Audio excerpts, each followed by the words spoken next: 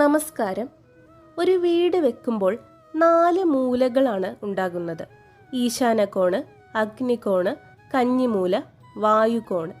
ഈ 4 കോണുകളിൽ ഏറ്റവും പ്രധാനപ്പെട്ടതാണ് കന്നിമൂല. നമ്മൾ വീട് വെക്കുമ്പോൾ ചില കാര്യങ്ങൾ ഈ ഒരു കന്നിമൂല ഭാഗത്ത് വരരുത് എന്നാണ് പറയപ്പെടുന്നത്. ബെഡ്റൂമിൻ്റെ സ്ഥാനമാണ് കന്നിമൂല.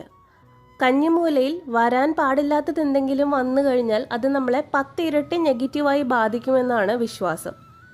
ഉദാഹരണത്തിന് വീടിൻ്റെ പ്രധാന വാതിൽ ഒരിക്കലും കന്നിമൂലയിൽ വരാൻ പാടില്ല.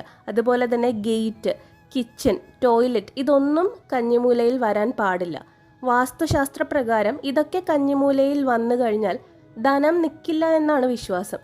എന്തെങ്കിലും പ്രശ്നങ്ങൾ ഇങ്ങനെ ഉണ്ടായിക്കൊണ്ടേയിരിക്കും. നമ്മുടെ കയ്യിൽ ഒരിക്കലും ധനം വരില്ല. ഇനി അഥവാ വന്നാലും അത് നിൽക്കില്ല എന്നാണ് പറയപ്പെടുന്നത്. അതുപോലെ തന്നെ കിണർ, കുളം ഇതൊന്നും കന്നിമൂലയിൽ വരാൻ പാടില്ല. കന്നിമൂലയിൽ കുഴി വന്നാൽ മരണം ഉറപ്പെന്നാണ്. ഇത്തരത്തിലുള്ള പ്രശ്നങ്ങളൊക്കെ വന്നു കഴിയുമ്പോൾ പിന്നീട് നമുക്ക് ഒരുപാട് പരിഹാരക്രിയകളൊക്കെ ചെയ്യേണ്ടി വരും.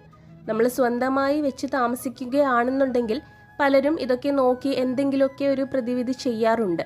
പ്രശ്നം സംഭവിക്കുന്നത് വാടകയ്ക്ക് വീട് കൊടുക്കുമ്പോഴാണ്. അപ്പോൾ ആരും ഇതൊന്നും ശ്രദ്ധിക്കാത്തത് കൊണ്ട് തന്നെ പിന്നീട് അവിടെ വന്ന് താമസിക്കുന്നവർക്കായിരിക്കും ഇത്തരത്തിലുള്ള വാസ്തുദോഷങ്ങൾ, പ്രത്യേകിച്ചും ഗ്രൗണ്ട് ഫ്ലോറിൽ താമസിക്കുന്നവർക്കായിരിക്കും ഈ വാസ്തുദോഷം കൃത്യമായിട്ട് ഏൽക്കുന്നത്. അപ്പം അതൊക്കെ ഒന്ന് പ്രത്യേകം ശ്രദ്ധിക്കുക. കന്നിമൂല എപ്പോഴും ഉയർന്നു നിൽക്കണമെന്നാണ് പറയപ്പെടുന്നത്. ചില വീടുകളിൽ നമുക്ക് കാണാം കിച്ചണിൻ്റെ വർക്ക് ഏരിയ, അതുപോലെ തന്നെ ബാൽക്കണി, അതൊക്കെ കന്നിമൂലയിൽ വന്നിട്ട് കന്നിമൂല എക്സ്റ്റെൻഡ് ആയിരിക്കുന്നത്. അത്തരത്തിലുള്ള എക്സ്റ്റൻഷനൊന്നും ഒരിക്കലും ചെയ്യാൻ പാടില്ലാത്തതാണ്. കന്നിമൂല എപ്പോഴും ക്ലോസ്ഡ് ആയിരിക്കണം. അതൊരിക്കലും ഒഴിഞ്ഞു കിടക്കരുത്. അത് ഒഴിഞ്ഞു കിടന്നാൽ നമ്മുടെ കയ്യിൽ ധനം നിൽക്കില്ല. ഇതിലുപരി വീട്ടിലുള്ളവർ തമ്മിൽ ഐക്യം നഷ്ടപ്പെടും. ഇതൊക്കെയാണ് അതിൻ്റെ ഫലമായിട്ട് പറയപ്പെടുന്നത്. അപ്പോൾ എപ്പോഴും കന്നിമൂല എല്ലാവരും ശ്രദ്ധിക്കേണ്ട ഒരു കാര്യമാണ്. അത് ബെഡ്റൂം വരേണ്ട ഒരു സ്ഥാനമാണ്.